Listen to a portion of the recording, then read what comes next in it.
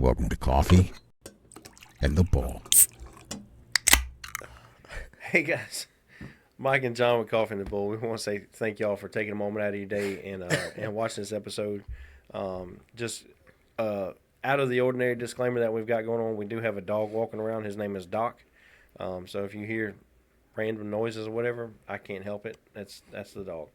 So, to get on the topic, today we're going to be talking about I'm fine, I'm just broken. Yep. Is the name of the episode. And so we're going to follow that with the typical disclaimer. We're going to touch kind of some tough areas. It's going to be kind of dark, not super dark, but if you are not in the headspace for that, obviously, if you've got thoughts, that of self-harm and things like that, don't listen to the podcast right now. Instead, go ahead, call 988, try to get you some medical help. Or some mental help that way. We're not doctors, we're not professionals. We're just two jackasses with microphones and trying to make some type of difference somewhere.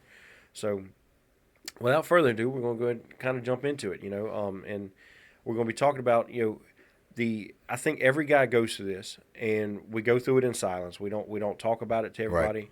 We don't call a friend and say, "Hey man, this is what I got going on." You don't talk to your wife about it. I don't think once I've ever told my wife kind of where I was with it, even though right. There was days where I was like, I want to, but then it's like, nah, because you also don't want the pity party that goes with it. But right. there were times that you were just down, and I say down, you're not sad, you're not just feeling. I don't even think it's depressed. I may be wrong on that, but it's just you feel so disconnected from everything. Yeah, it's like you're lost. You're trying to figure out why you don't know where you're going. You don't know which way's up. You're kind of stuck in the in-between, as I call it, where right. It's like, I don't know what's wrong. Like, nothing's really wrong. Everything's going on track. There's right. no, crisis here. There's nothing for me to jump to and save the day. But you just don't feel right. Like, you right. just, you battle it. For me, what it is, I run into I notice there's times where it's like, I feel sad, but I'm also not sad at the same time. Like, I'm not going crying or anything like right, that. Right. If I wanted to, I couldn't.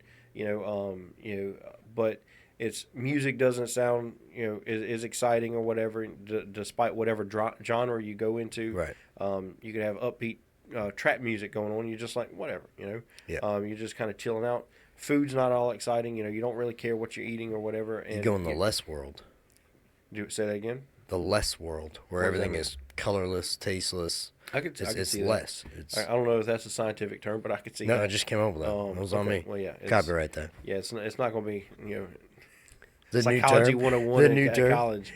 But yeah, it's just, for lack of a better term, you just kind of hit cruise control. You're just getting up in the morning, you're going to work, you're getting home from work, you take a shower, go to the bathroom, get something to eat, and you go to bed, get up, turn around, do it the next day, get the kids to school, whatever. But what I found, and I know I'm not the only one because we've talked about it, and I've talked, other people that have talked about it. It's a common thing, where you feel unambitious. Right. You're not excited about anything. Things that you should be happy about, you don't really care about. Things you should be sad about, you still don't really care about. Things you should be angry, you just reach that moment where, it is what it is. Yeah. And I've heard it on TikTok, or other social media platforms where it's like, the most dangerous spot a guy can be in is when he's saying, it is what it is. And at first I was like, nah, y'all just saying stuff to make sense or to make views or whatever. But I can understand that to a degree, right. Because he's scratching right now. He's got big ears. Yeah. It's I don't think it's a danger to society or the world right. around you. I think it's a danger to yourself. That's when you're just going downhill. Yeah. Because I got out of it not that long ago, and I say got out of it, I'm just peaking that point where it's like we're expected to provide. That's all we're expected right. to do. We're expected to get up, go to work, come home, fix the boo-boos and move on. And and that's where the episode's at today. The coffee pot's grilling, the dog wants coffee. This is Doc, by the way. Go back and lay down, buddy. And so we have these roles that, bro. He's hungry. even the dog is like, what is that thing doing? We have these roles that they expect us to fulfill, whether it's, change the oil in the car, Mike in this coffee pots.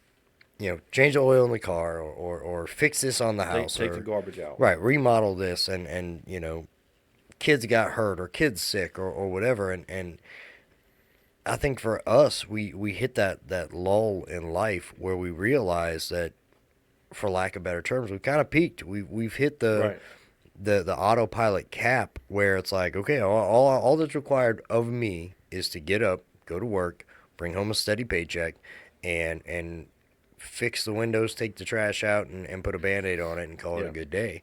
And we get into that role of, like, my dad was notorious for the go ask your mother or go tell your mom when I was hurt or sick or whatever. Not that he didn't care, it's just it wasn't on his list to do. Bro, you cannot have coffee. That's the last thing you're going to get. So I think that we hit the roles, but also kind of one of the conversations we had the other day, and to throw this out, like we talked about, this isn't scripted. Like, we have conversations throughout the week on what we want to talk about for the episode, and then it just kind of it happens, which is why you get times where it's spontaneous.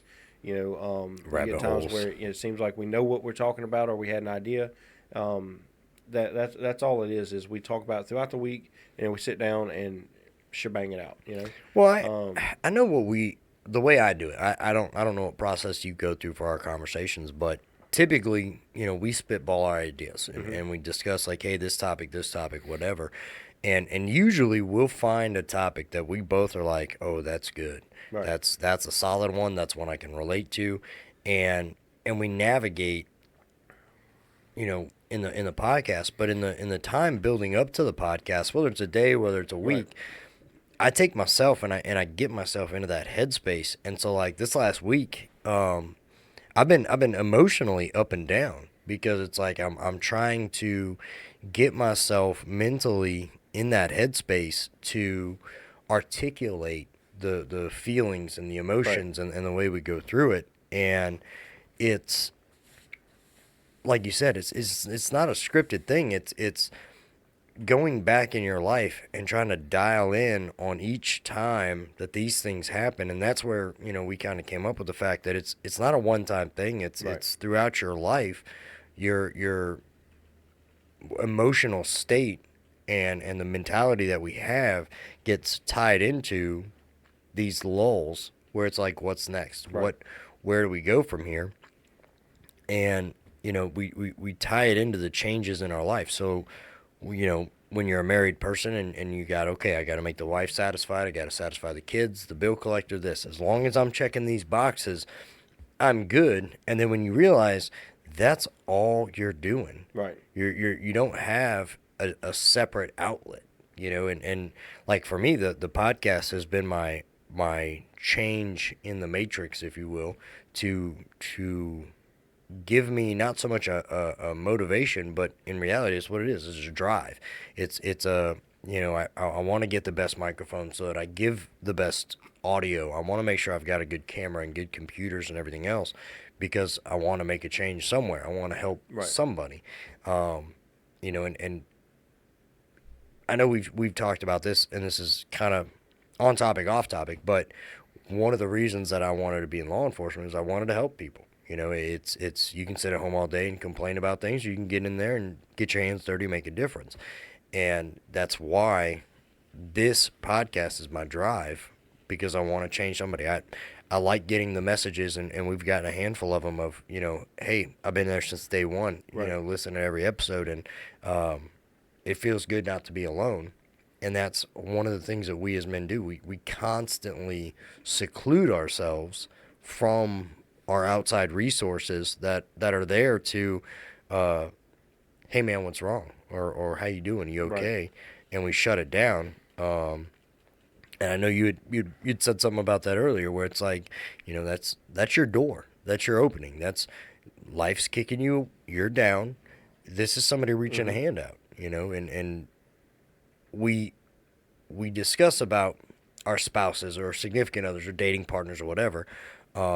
and this was something that so I'm that guy. When you say something is a fact, I'm gonna Google it, I'm gonna research it, and I'm gonna see just how right you are and how wrong I could be. And so one of the experiments that I tested out with this is, I talked to a lot of people, men, women, everything.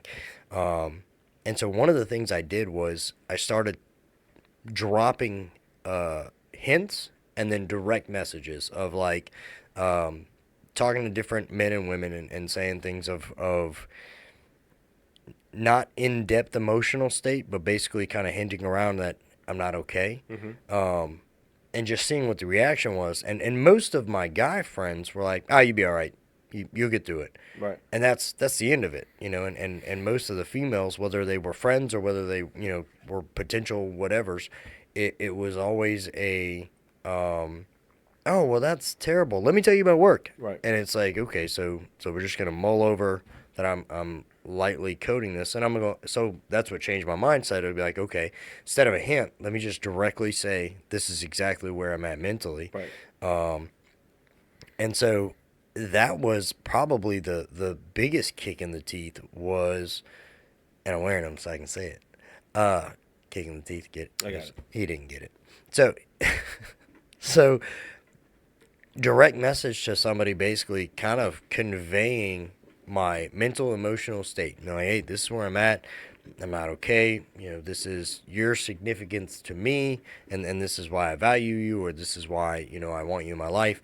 And it was like almost either immediate silence where like, I tell you right now, I haven't gotten a message back. Right. Or if there was an immediate message back, it was, man, I'm really sorry, that sucks. And then it was just move on to whatever topic that they were wanting to cover because they didn't want to go down that road. And it's like, we're not accepted Right. when we open up that emotional gate to be like, hey, come in, let me give you what's going on in my world. Let me ask you for help without directly saying help. Right. And that's the struggle that we have. And it's taken me 39 years to find somebody that, could you get any smaller, buddy? Like the loudest get comfortable dog in the world. Well, so I think what I run into is when I look back, I think the first time I've been in a situation where I kind of felt like, I was disconnected from the world, even though I was just kind of floating in it. Right. Is when I was going through I was in college, and I was working night shifts at a distribution center, a warehouse locally, and so I'd work at night, get in from work, sometimes go home, sometimes go sleep in the parking lot to get ready for class, depending on how late I got off work or whatever. Right. And then turn around and go do it again. And I got married in the mix of it, and so go home, try to spend a little bit of time with her, and then go back to class, go back to work. So I could tell you 6 months in advance what my schedule was because it was so packed, and there was no time to, hey, let's go catch a round of golf or let's go fishing or whatever. Like there wasn't a lot of time for no that. reprieve. And so I caught myself. That was the first time I ever really felt like I was depressed. Right. Where I wasn't connected to anything, and I don't really remember what got me out of it. I think maybe hanging out with some friends at some point, but I don't really remember because I wasn't paying attention to it at the time. It was just like, all right, it's a bad series of weeks or whatever, and it wound up being a couple months. And I remember because several people were like, hey man, well, you seem like you're mad, or you seem like something's going on. What's going on? And I would explain it to them, and kind of like you said, it just kind of got brushed off. Oh, you'll be all right or whatever, and kind of go about business. But now that I'm a little bit older and I look at it with a little bit different set of lenses, I have the days where it's like, you just don't want to get up out of bed. If you do get out of bed, you can't wait to get back in because you're just tired. You're not sleeping right. Well, you could sleep for 12, 14, 16 right. hours. It still wouldn't make a difference. Right. You're exhausted, or whatever, and then you go to work and you don't have the same drive that you had whenever you used to. You'd be excited to get to work, and all the older cats, who were working already, you're like, why are y'all so grumpy or whatever? Well, now you're the old grumpy guy. You're right. like, well, when did this happen? But you get where you're driving home, and none of it seems to make you're not comfortable, but Right. you don't really know, and that's where like we had the conversation. I'm like, man, I feel broken, Yeah.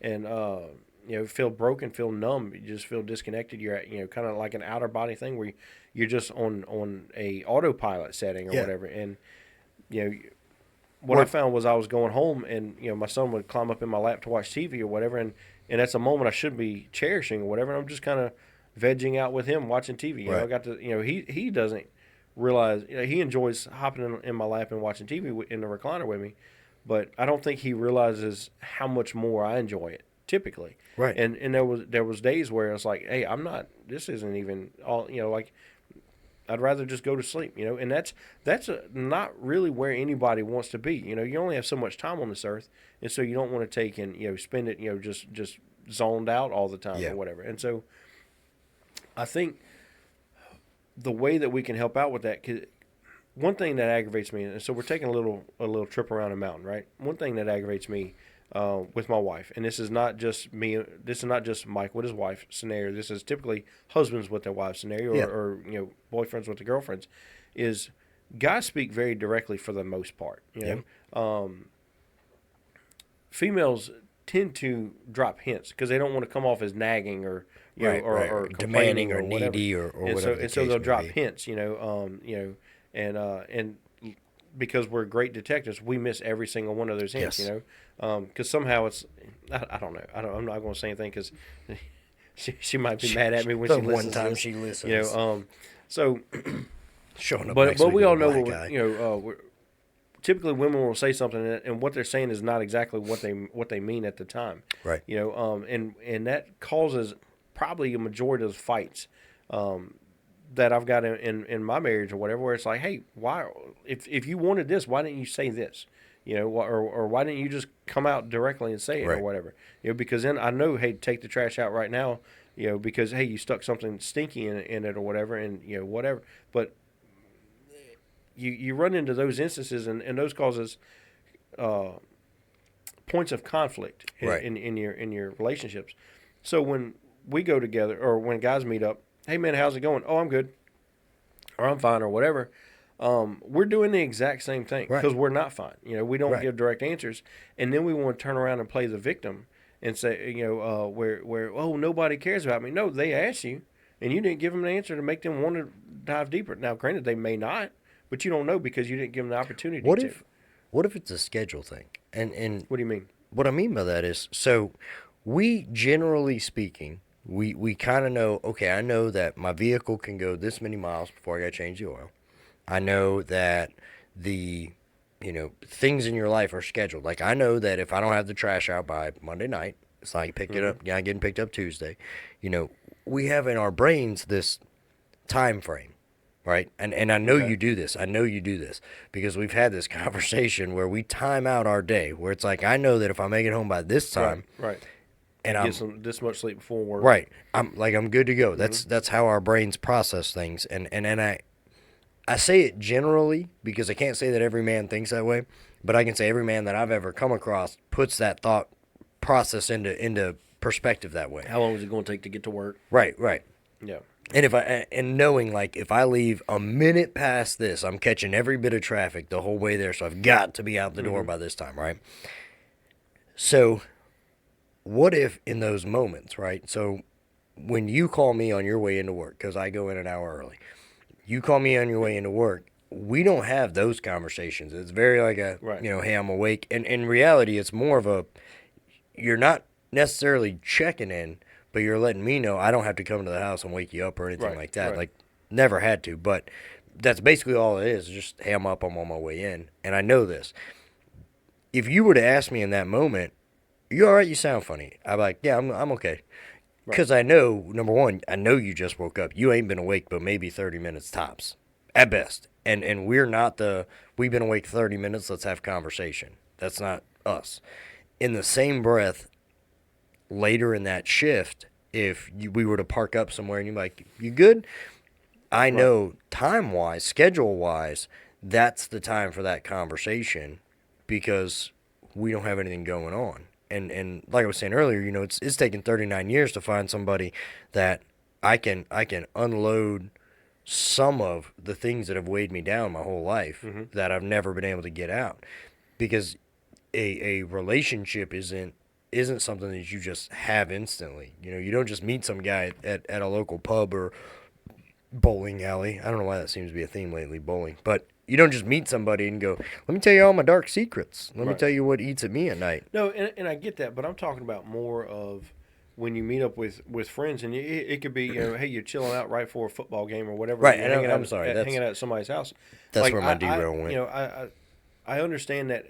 Hey, if we're sitting at the time clock, about ready to swipe our badges to clock in or whatever, and we're surrounded by 15 other people, that's not the time to get everything off your chest. So I understand that, but even amongst, when you do have, hey, your friends that's, been in your pocket for, 5, 6, 7 years, Right. Who, you should be able to be vulnerable with them, but we don't. And then we want to complain that nobody, ever listens to us, or nobody ever checks in on us. No, they do. You don't give them a chance to eat. Right. Well, part of it, I think it falls back on us as that stigma, that BS toxic masculinity theme that goes around, that we're not meant to be a burden. We're just meant to provide. And at the same time, it ties back to that other episode that we talked about, your image.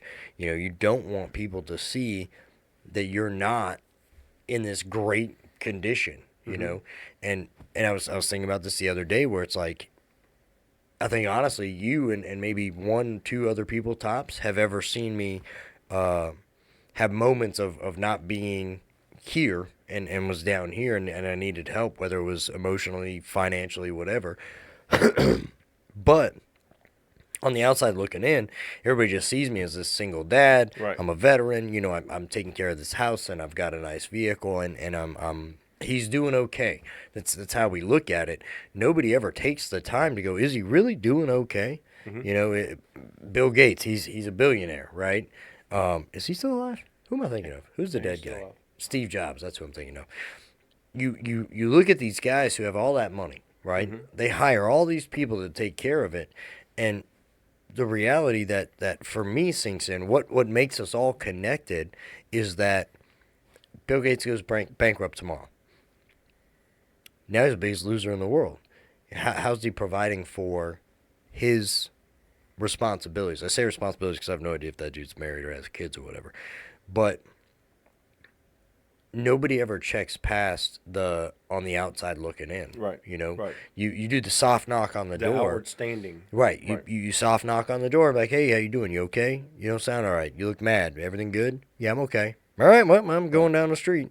And then that's I think our problem is that we don't know when to pry and when not to pry. We always ask at the wrong time. And I don't know if that's a subconscious thing or if that's an intentional, like, I'm going to ask right before the game starts or right before we're going to go play laser tag, because let's be real, you and I are probably going to play laser tag before we watch sports together. Yeah. But you ask in that moment when that's not the ideal time. It's a two-part thing where it's or two-way street, as they say, because we're asking at times that really aren't the best time, because I think on the asking part, you're saying the door's here, walk through it. But the other side of it is we're not looking at I'm telling you the door's open, but now's not the time you're going to want to walk through it. In that same breath, on that other side, you're like, I don't want to be a burden. And two, I don't want you to look at my standing in what I believe you see me as and see me down here and know that even though on the outside it looks like a glass house, on the inside I'm throwing stones at every wall in this thing, and that's where I run into in my world, where it's like I've made my image, I've made my picture, if you will, on who I am and what I've accomplished and where I am in life, and I'll be damned if anybody's going to look negatively on that, and I think pride. I think that's what a lot of guys do, and that's whether, hey, like I've got friends that are, they're certified weld inspectors, whatever, and they'll get this classification, that one, or this award, that award, whatever. Same thing, with honestly any profession out there is you have your baselines, and then you could always advance. And obviously, Right. nobody hops in and says, "I would like to be entry level for the rest of my career." Right, You know, right. and so as you get the next notch in your belt, you put that you look at departmental emails, right?